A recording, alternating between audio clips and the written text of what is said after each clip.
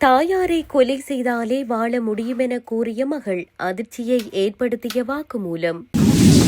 கனடாவில் தமிழின படுகொலை நினைவு சின்னம் சேதம், எழுந்துள்ள கண்டனம். தொடர்பென விரிவான செய்திகள். யாழ்ப்பாண பல்கலைக்கழகத்தின் சித்த மருத்துவப்பீட விரிவுரையாளர் தயாளினி திலீபன் கொலை செய்யப்பட்ட விவகாரம் சமூகத்தில் பெரும் அதிர்ச்சியை ஏற்படுத்தியுள்ளது. இந்த சம்பவத்தின் பின்னணி பற்றி பலத்த விவாதங்கள் தோன்றியுள்ள நிலையில் இளமை காதல் போதைக் கலவையினால் இந்த கொலை நடந்துள்ளது விசாரணையில் தெரியவந்துள்ளதாக தெரிவிக்கப்படுகிறது. விரிவுரையாளரின் மகளும் மருமகனும் திட்டமிட்டு இந்த கொலையை செய்தது இதுவரையான விசாரணையில் வெளிப்பட்டுள்ளது. கடந்த 18ஆம் தேதி அதிகாலை விரிவுரையாளர் கொலை செய்யப்பட்டு அன்று காலையிலேயே அரியாலை தனங்கிழப்பு பற்றை காட்டிற்குள் வீசப்பட்டுள்ளார். சடலத்தை வீசிவிட்டு விரிவுரையாளரின் வீட்டில் கொள்ளையடிக்கப்பட்ட நகையை அடகு வைத்து பெற்ற பணத்தில் திருகோணமலையில் வாடகைக்கு வீடு எடுத்து வீட்டுக்கு பால் காய்ச்சி குடிபுகுந்து தம்பதிகளாக வாழ ஆரம்பித்த மகளும் மருமகனும் 20ஆம் தேதி காவல்துறையினரால் கைது செய்யப்பட்டுள்ளனர். அவர்களிடம் நடத்தப்பட்ட விசாரணையின் அடிப்படையில் 21ஆம் தேதி தனங்கிழப்பு பற்றை காட்டுக்குள் இருந்து விரிவுரையாளரின் சடலம் மீட்கப்பட்டது. யாழ்ப்பாணம் அரியாலையை பூர்வீகமாக கொண்ட விரிவுரையாளர் தயாளினி கைதடியில் குடியிருந்து சில வருடங்களின் முன்னர் சுண்டுக்குழி பாண்டியன் தாழ்வு பகுதியில் காணி வாங்கி வீடு கட்டி குடியிருந்துள்ளார். அவருக்கு 2 பிள்ளைகள். மூத்த மகன் ரஜரட்ட பல்கலைக்கழகத்தில் விரிவுரையாளராக உள்ளார். மகளுக்கு 19 வயது. அவருக்கும் நாயன்மார்கட்டு ராஜேஸ்வரி வீதியைச் சேர்ந்த 21 வயதான இளைஞனுக்கும் பதிவு திருமணம் நடந்துள்ளது. இந்த இளைஞன் போதைக்கு அடிமையானவர். இந்த பதிவு திருமணம் கடந்த வருடம் நடந்தது. அப்போது விரிவுரையாளரின் மகளுக்கு 18 வயது. இந்த ஜோடி காதல் வசப்பட்டிருந்த சமயத்தில் போதைப்பொருள் பாவனை விற்பனை தொடர்பாக 2-3 தடவைகள் அந்த இளைஞன் காவல்துறையினரால் கைது செய்யப்பட்டுள்ளதாக தெரிவிக்கப்படுகிறது. போதை இளைஞனுடன் மகளை திருமணம் செய்து வைக்க மாட்டேன் என தாயார் உறுதியாக கூறிவிட்டதை அடுத்து மகள் வீட்டுக்கு தெரியாமல் காதலனுடன் ஓடி சென்று பதிவு திருமணம் செய்துள்ளார். இதனால் அடிக்கடி தகராறு எழுந்துள்ளது. கணவனால் துன்புறுத்தப்பட்டு அவரை விட்டுவிட்டு தாயாரின் வீட்டிற்கு மகள் அடிக்கடி வந்துள்ளார். மருமகன் குறிப்பிடும்படியாக எந்த வேலையும் செய்யாமல் போதைக்கு அடிமையாக மகளையும் துன்புறுத்தி வந்த நிலையில் மகள் தரப்பில் விவாகரத்து வழக்கு தொடரப்பட்டது.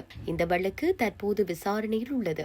விவாகரத்து வழக்கு நடந்து வந்தாலும் அண்மை காலமாக சமூக வலைதளம் மூலம் விரிவுரையாளரின் மகளுடன் தான் தகவல் பரிமாறி வருவதாக கைதான இளைஞன் வாக்குமூலம் அளித்துள்ளார்.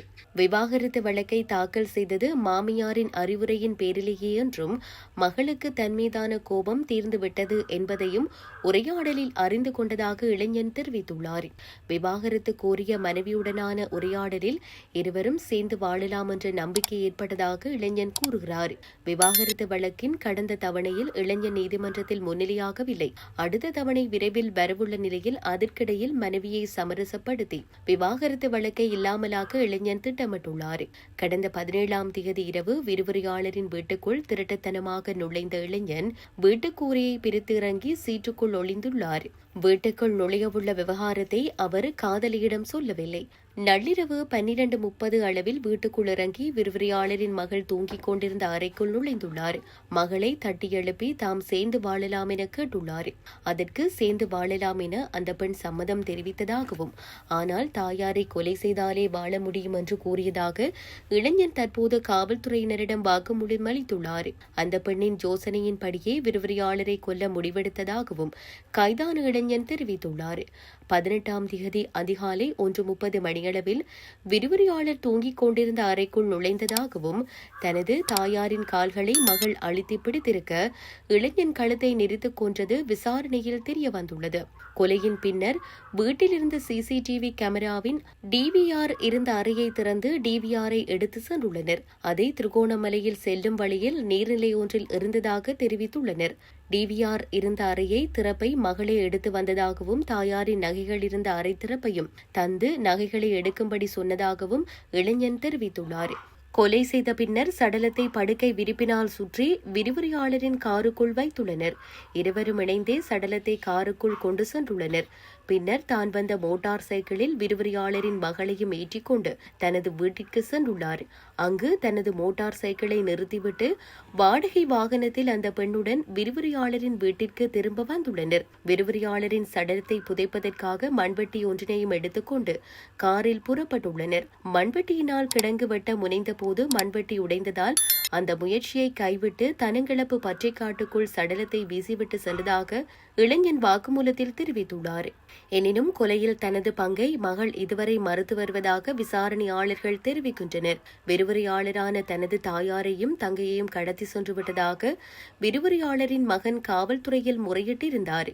காவல்துறையினர் இது தொடர்பில் தீவிர விசாரணை நடத்தி கொண்டிருந்த போது சில தொழில்நுட்ப வசதிகளால் தம்பதிகள் சிக்கியுள்ளனர். அவர்கள் சிக்குவதற்கான தொழில்நுட்ப தகவல்களை விரிவுரையாளரின் மகனே கொடுத்துதவியுள்ளார். இந்த ஜோடி தப்பி செல்லும் போது விரிவுரையாளரின் ஏடிஎம் அட்டையை பயன்படுத்தி கிளிநொச்சி பரந்தன் பகுதியில் பணம் பெற்றுள்ளனர். இதற்கான குறுந்தகவல் விரிவுரையாளரின் தொலைபேசிக்கு சென்றது. அத்துடன் திருகோணமலையில் உள்ள எரிபொருள் நிரப்பு நிலையம் ஒன்றில் QR குறியீட்டுக்கு எரிபொருளை பெற்றுள்ளனர்.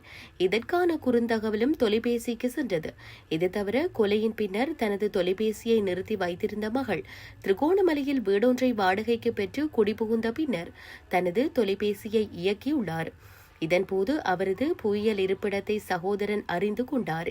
இந்த தகவல்களின் அடிப்படையில் காவல்துறையினர் துரிதமாக செயற்பட்டு திருகோணமலையில் வைத்து இந்த ஜோடியை கைது செய்தனர். விரிவுரையாளரை கொன்ற பின்னர் அந்த வீட்டிலிருந்து எடுக்கப்பட்ட நகையை அடகு வைத்து பெற்ற பணத்திலேயே திருகோணமலையில் வீடு வாடகைக்கு எடுத்துள்ளனர்.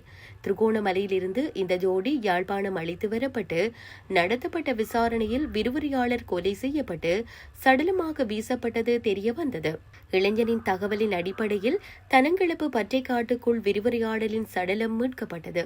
அவரது சடலம் யாழ்ப்பாணம் போதனா வைத்தியசாலையில் பிரேத பரிசோதனைக்குட்படுத்தப்பட்டு படுகொலை செய்யப்பட்டமை உறுதி செய்யப்பட்டுள்ளது. கனடாவின் பிரம்டன் சின்குவாசி பூங்காவில் அமைந்துள்ள தமிழ் இனப்படுகொலை நினைவு சின்னம் மீண்டும் ஒருமுறை திட்டமிட்டு சேதப்படுத்தப்பட்டமைக்கு கண்டனம் தெரிவிக்கப்பட்டுள்ளது. ஒன்டாரியோ மாகாண சட்டமன்ற உறுப்பினர் விஜய் தணிகாச்சலம் மற்றும் கனடிய தமிழர் தேசிய அவை இவ்வாறு கண்டனம் தெரிவித்துள்ளன. கடந்த 20ஆம் தேதி அதிகாலை வேளையில் இந்த நினைவு சின்னத்தின் பிரதான மேடை மற்றும் நினைவு பலகைகள் வர்ணங்கள் பூசப்பட்டு சிதைக்கப்பட்டுள்ளன. இந்த செயல் அருவருப்பானது என குறிப்பிட்டுள்ள விஜய் தணிகாச்சலம், இது ஒட்டுமொத்த ஒன்றாரியோ தமிழ் மக்களின் அடையாளம் மற்றும் வரலாற்றின் மீதான நேரடி தாக்குதல் என சாடியுள்ளார். பொறுப்புணர்வு மற்றும் இனப்படுகொலையை மறுக்கும் போக்கும் ஒன்டாரியோவில் இடம் பிடிக்க முடியாது என அவர் ஆணித்தரமாக தெரிவித்துள்ளார். இதனிடையே இது ஒரு தற்செயலான நிகழ்வு அல்லவென்றும் கடந்த 2025ஆம் ஆண்டு மே மற்றும் ஜூன் மாதங்களிலும் இதேபோன்ற தாக்குதல்கள் நடத்தப்பட்டிருந்த நிலையில் இது திட்டமிட்ட ஒரு சதி என்றும் கனடிய தமிழர் தேசிய அவை சுட்டிக்காட்டியுள்ளது. இந்த வன்முறையின் பின்னணியில் இலங்கை அரசாங்கத்துடன் தொடர்புடைய சக்திகளின் தலையீடுகள் இருக்கலாம் என குறித்த அமைப்பு சந்தேகம் வெளியிட்டுள்ளது. அத்தோடு பீல் பிராந்திய காவல்துறையினர் கண்காணிப்பு கேமரா பதிவுகளின் அடிப்படையில் முறையான விசாரணை நடத்தி குற்றவாளிகளை கைது செய்ய வேண்டும் என வலியுறுத்தப்பட்டுள்ளமை குறிப்பிடத்தக்கது.